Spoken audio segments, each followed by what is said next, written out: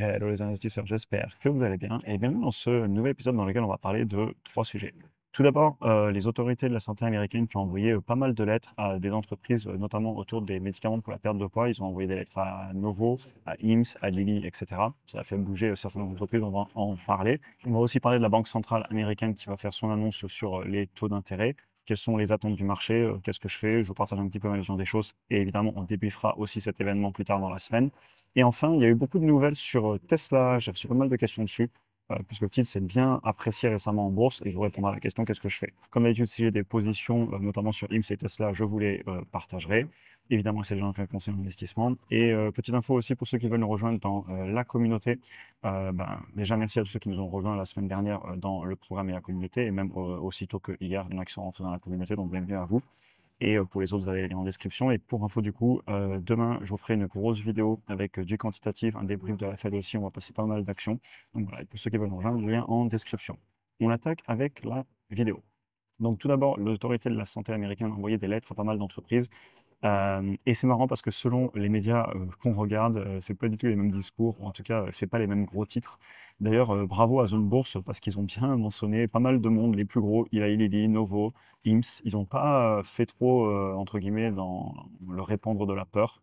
Ils ont dit ce qu'il en était, notamment que aussi bien Eli que Eli Novo, ils ont reçu une lettre des autorités leur disant qu'il fallait faire plus d'avertissements, notamment sur les risques. Et pour IMS, ils se sont fait notamment reprocher d'avoir indiqué qu'ils avaient des ingrédients équivalents aux Ozempic et Wegovy, et aussi les trois mots clinically proven ingredient, donc des ingrédients prouvés cliniquement. Et ça a été reproché à beaucoup de monde. Généralement, ils sont très prudents là-dessus, la FDA. Donc, dans l'ensemble, c'est juste des centaines de lettres parties de la part de cette agence. Par contre, quand vous regardez les médias, ici sur CNBC, j'ai juste marqué IMS et Eli Lilly. Dans un cas, sur 5 articles, il y en a 3. Alors là, c'est du type ranks, mais dans 3 fois, ces gros titres, l'entreprise dégringole à cause d'une lettre, etc. Et par contre, quand vous allez sur Lilly qui a reçu aussi une lettre, pas un seul article en gros titre. Donc vraiment, prudence, entre guillemets, aux peurs répandues sur le court terme. L'entreprise hier a corrigé de 5,69%. Personnellement, j'ai toujours mes 422 actions en portefeuille. Et donc, pour revenir sur l'entreprise, parce que j'ai reçu des questions suite évidemment à la baisse d'hier, et c'est un titre qui est très volatile, je tiens à le rappeler. À 50 $, la valorisation sur IMS ne me choque pas du tout. Je conserve clairement. J'avais même acheté la baisse sur les 43 $ il y a quelques semaines quand ça avait corrigé fort ici. Je suis très positif aussi sur les nouveaux traitements qui sont en train d'annoncer, notamment tout ce qui est le hormone replacement therapy. Et je veux surtout pas parier contre le titre. Je ne m'amuse pas non plus à vendre des calls sur l'entreprise. C'est assez risqué à mes yeux. Elle est très volatile et j'ai surtout pas envie de perdre ma position, même si c'est tentant. Les primes sont élevées. On reparlera bien évidemment de ces entreprises certainement pour le troisième trimestre, au moins IMS, pourquoi pas aussi peut-être reparler de Novo parce que vous êtes beaucoup dessus. Et le plus j'étudie cette entreprise dans le temps, et le plus mes convictions se renforcent.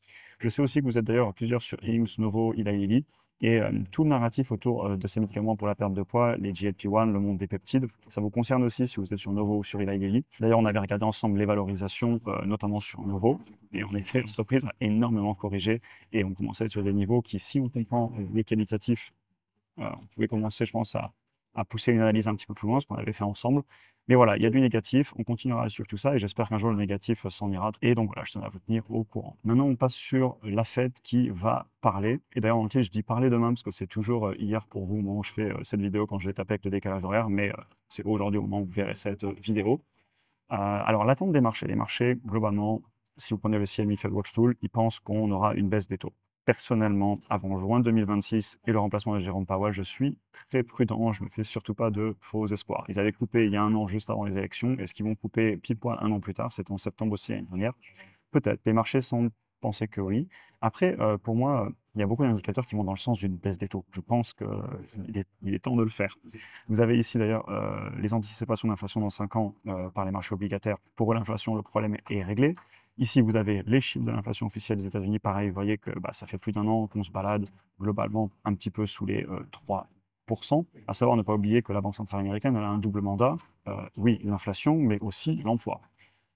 Et pour l'emploi, les initial claims, elles sont au plus haut là depuis plus de 2 ans. Donc ça, c'est quand vous rompez un contrat, vous allez déposer votre dossier, vous allez dire la définition exacte. Le taux de chômage, il est au plus élevé depuis plusieurs années aussi ici au niveau de mon pointeur rouge.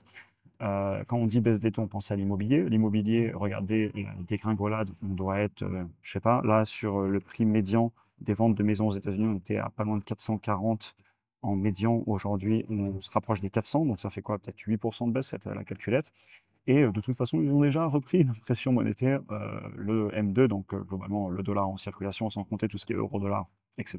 Juste le M2, on est sur des plus hauts historiques, ils ont repris une pression monétaire. Donc beaucoup d'indicateurs qui me disent surtout ne vends pas, les taux vont baisser un jour, ils n'ont pas le choix. On a des signes de déflation dans d'autres pays, j'en parlais dans une autre vidéo il n'y a pas longtemps, je pense que vous l'avez vu, notamment en Chine. Ils sont en train de réimprimer.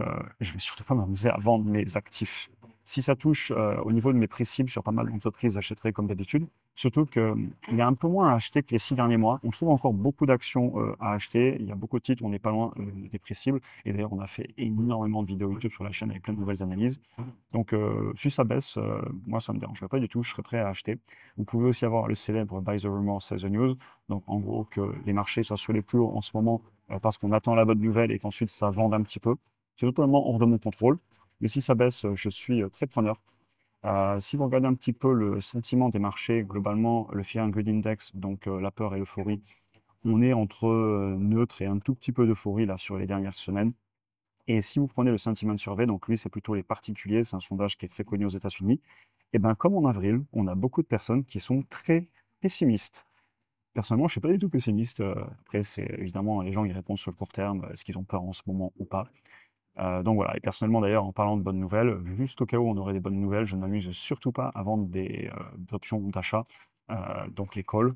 Globalement, j'avais fermé pas mal de positions la semaine dernière justement pour laisser passer un petit peu la volatilité parce que déjà je vends rarement des calls et les rares fois où j'en vends, c'est sur des titres que j'estime quand même surévalués en ce moment. Je vends avec des deltas très faibles. Et même avec des deltas très faibles, quand on a beaucoup de volatilité possible comme ça, je préfère ne pas prendre le risque parce que ben, les plus-values, j'ai pas envie de payer les impôts ces prochaines années, etc. Donc doucement. Mais je referai bientôt un point sur les options, déjà dans le school, ça c'est sûr, ça arrivera dans les prochaines semaines. Et puis sur YouTube, on en parle assez régulièrement de toute façon. Comme je vous le disais, je suis prêt si ça baisse à court terme. On est pas mal à l'espérer d'ailleurs. C'est allé très vite ces derniers mois. Il y a eu pas mal de lignes que j'ai commencé à ouvrir. On peut penser ben, LVMH et à d'autres lignes dont j'ai parlé sur la chaîne. Vous avez toutes les vidéos d'analyse, etc. Et bah, c'est allé vite et j'ai pas eu le temps de faire une position et j'imagine que je suis pas seul dans mon cas. Peut-être que vous ressentez aussi tous un petit peu cette musique de la peur d'avoir raté le train parce qu'il y a beaucoup d'actions qui se sont fortement appréciées. Mais ne jamais dire jamais, ça peut très bien rebaisser. Patience, en cherchant, on trouve. Et si ça corrige suite au discours de la Fed, eh ben, tant mieux, ça fera les opportunités. Le dernier point sur lequel je voulais finir, c'est Tesla. Pour rappel, j'ai 135 actions en portefeuille avec un prix de revient unitaire à 172 $ et j'ai aussi un call qui me donne le droit d'acheter une centaine d'actions à 200 $ en décembre 2026. On verra si je l'exerce ou pas, ou si quelques mois avant, je viens revendre le contrat. Pas encore décidé. Il y a eu beaucoup de nouvelles sur Tesla et du coup, ben, j'ai reçu des questions, notamment qu'est-ce que je fais sur l'entreprise. Et en bas, vous avez ma position, l'imprime écran directement sur le courtier. Alors, on a Elon Musk, le patron, qui a acheté pour presque 1 milliard d'actions. On a eu beaucoup d'annonces, notamment d'extensions au niveau de leur logiciel dans des nouveaux pays, le FSD. On a eu aussi des annonces sur les produits avec leur stockage d'énergie, avec les batteries pour tout ce qui est énergie renouvelable, etc. Et le narratif commence à tourner chez certains analystes. C'est un sentiment personnel, mais je lis de plus en plus de choses moins négatives, entre guillemets, parce que c'est quand même une entreprise sur laquelle la négativité fait cliquer sur les articles, et donc il y a souvent beaucoup de négatifs. Au niveau du prix de l'action, on est bien au-delà des 300 $. Et au-delà des 300 $, personnellement, même avec mon fichier de valorisation qui est un petit peu unique pour différencier tous les futurs segments du business et ceux qui commencent déjà à rapporter, comme le stockage d'énergie, la vente de voitures, les abonnements en conduite autonome, FSD, etc. Malgré ça, à 421 $, je n'achète plus. Mais clairement, pour répondre à la question, hors de question que je vende. J'ai pas envie de parier contre mes actions. Il y a eu plusieurs fois où j'ai pu vendre par le passé, quitte même à racheter plus tard. J'ai racheté au final et j'aurais pas dû vendre. C'est comme ça, on apprend et bah, c'est aussi l'expérience. Donc j'ai pas envie de vendre, j'ai pas envie de payer d'impôts sur ces prochaines années, clairement. Et là, il y en aura un petit peu quand même. Donc voilà, c'est un titre très volatile, je tiens à le préciser. On a eu des longues traversées. J'avais massivement acheté notamment l'option et pas mal d'actions au niveau de juin 2024, donc il y a un peu plus d'un an maintenant. Ensuite, on a eu une forte hausse, puis une baisse, puis une hausse à nouveau. Honnêtement, et c'est un petit peu la vidéo que je faisais hier, n'hésitez pas à retourner la voir. Tout ça, c'est du court terme. Est-ce qu'on est vraiment long terme? Personnellement, ça fait que quelques années que j'ai commencé à rentrer dessus. Le gros de mes entrées, c'était il y a 1 an et 3 mois, puisque c'était en juin 2024. Donc en 1 an et 3 mois, est à plus combien? 145%, donc fois 2,5 sur mes 135 actions, plus 300% sur mon option. Oui, ça fait beaucoup de bien pour du court terme, mais on va essayer de rester long terme. C'était un petit peu ce que je disais hier en vidéo, n'hésitez pas à retourner là-bas. On en a fini pour aujourd'hui, j'espère que la vidéo vous aura intéressé. Comme d'habitude, pour ceux qui veulent nous rejoindre, vous avez les liens en description. Pour les membres, on a fait une vidéo ce lundi, on en refait une demain. Et sinon, on se retrouve demain sur YouTube pour tout le monde. Très certainement, on parlera de ce qui a été annoncé par la Banque centrale américaine. J'espère que la vidéo vous aura intéressé. Je vous souhaite une excellente journée et à très bientôt pour un prochain épisode. Bonne fin de journée à tous.